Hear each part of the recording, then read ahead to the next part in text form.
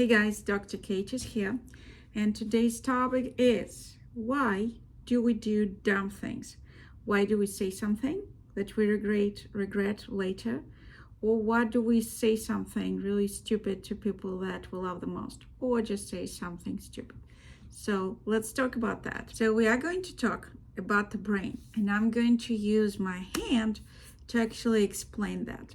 The credit for the hand model of the brain goes back to Daniel Siegel, and I'll put some of the resources down there in the description area.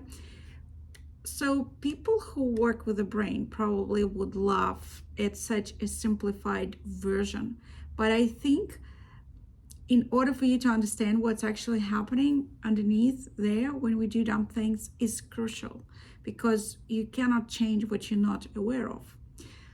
Before I go with the model of the brain, let me take you a little bit backwards before I take you forward. In 24 hours, all of us produce anywhere from 65 to 80/90,000 thoughts. There's a lot of thoughts that you produce, and most of it go to your subconscious, and a little bit like a tip of the iceberg is out there in a conscious. Now, it's getting really more interesting. For each thought, you're going to have a perception. For each perception, you're going to produce chemicals. There's a big word called psychoneuroimmunology. On that later. So notice I said for each word, for each thought, you're going to have a perception. Perception is not necessarily what's actually happening. Perception is what you think is happening, which is very different. Classic example is when we talk about jumping with a parachute. Some people have adrenaline junkies. They have this burst of energy and burst of excitement just talking about that.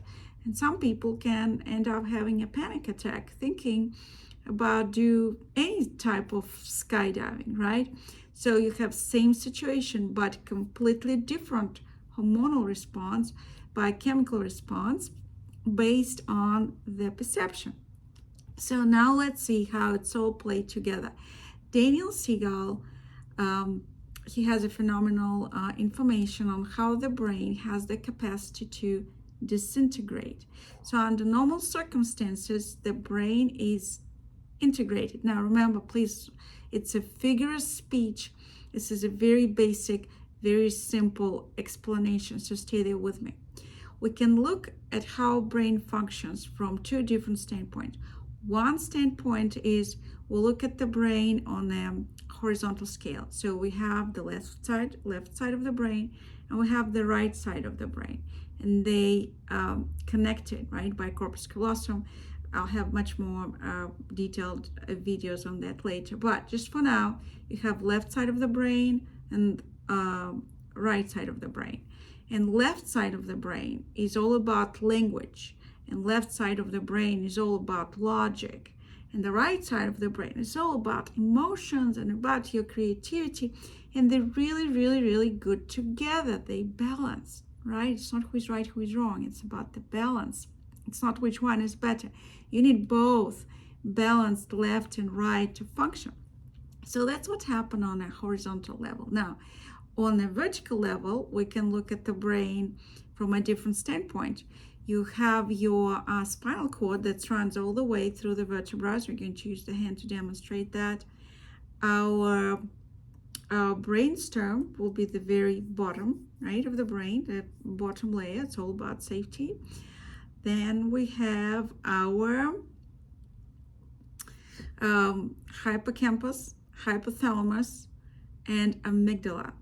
Amygdala is all about your fight or flight or freeze, and hippocampus and hypothalamus are puzzlers. Is it good for me? Is it bad for me? If it's good for me, I want it now, immediate gratification.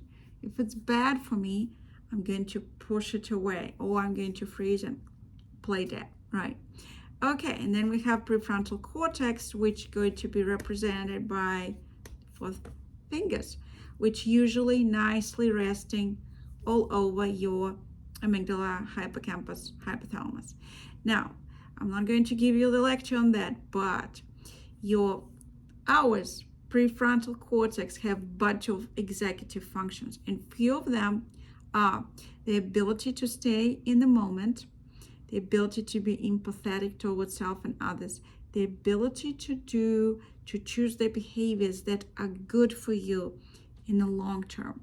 Now, let's see what's going to happen when you're triggered by something and your perception of what's happening is really pulling that rug of safety underneath your feet, and you really feel suddenly very, very threatened. Or maybe you feel that whatever coming verbally from your partner or from whoever is really feel threatening and insulting. So whatever that is, remember, for each thought we have you're right, perception. So whatever you perceiving is going to determine how you're going to react and how your brain is going to disintegrate. Now remember, again, it's a figure of speech. Nothing is disintegrating. You're still good old you. So let's say you really got upset about something, right? So the perception is, I'm just going to make it up. The perception is that somebody is verbally putting you down, and you can shut down or you can become aggressive, but whatever the perception is, the amount of chemicals such as cortisol, adrenaline, noradrenaline, right, norepinephrine, it starts rising up. And in small amount, it's really good for you because that's what keeps us motivated. Small amount of stress, that's what keeps us going. But as this amount rising, it's going to start disintegrating your brain. This is what it's going to look like.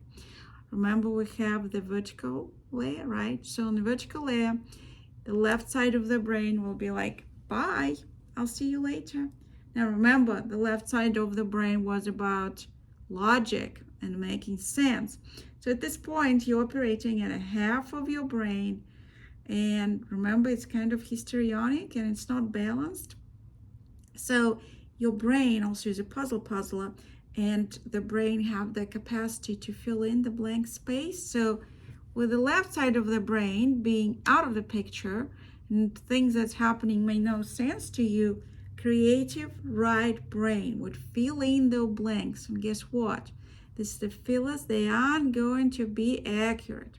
Okay, so now you're down to half of a brain. How that feels. To add to that, the disintegration happening on a vertical scale as well, meaning your prefrontal cortex is going to flip the lid like this. And who is now running the show? That's right, amygdala, hippocampus, hypothalamus. Now, if it's going to be 3, freeze, right, or get aggressive, or flee the scene, whichever one. And then who's left? Your hippocampus and hypothalamus. Is it something immediate gratification? That's how people relapse. This is the time where, like, screw it, forget it. I'm going to have a drink, or I'm going to have a bucket of ice cream. I'm going to buy something, It's that rational part is gone, because over here we're going to make decisions that are not good for us in the long term. Here, the compassion itself is gone, and the one that's left is non-compassionate at all. So the stuff that's going to come out of your mouth, well, it's kind of like that prefrontal with all executive function is out. So prefrontal is going to hang out with the left side of the brain, while the right side of the brain and the mid side of the brain going to run the show. It's kind of like you driving in the car in the passenger seat, and the driver have all the symptoms of your DSM-5 diagnostic manual of 6, I think it's now, all together, and no control of anything, and you really, I don't know, praying for the best. So yes, that's the state of disintegration. We're all going throughout of the day from completely losing it to different degree to getting it all together. But I encourage you to see more of my videos on that. So for this, you got the point. When the lid is getting flipped out of we operating in a very primitive way. We do dumb thing, we say cruel things. So remember, by the way, never ever show to other partner when they're arguing with you. That's going to be very insulting. This model is only to demonstrate what's happening, and we'll have more videos how to get your prefrontal cortex back, so you can be, your left side of the brain comes back and you all can be in one piece. Just joking, you're always in one piece. Like us, subscribe to the channel, call us to get an appointment so maybe we can do some coaching or counseling, and see you in next video. Thank you.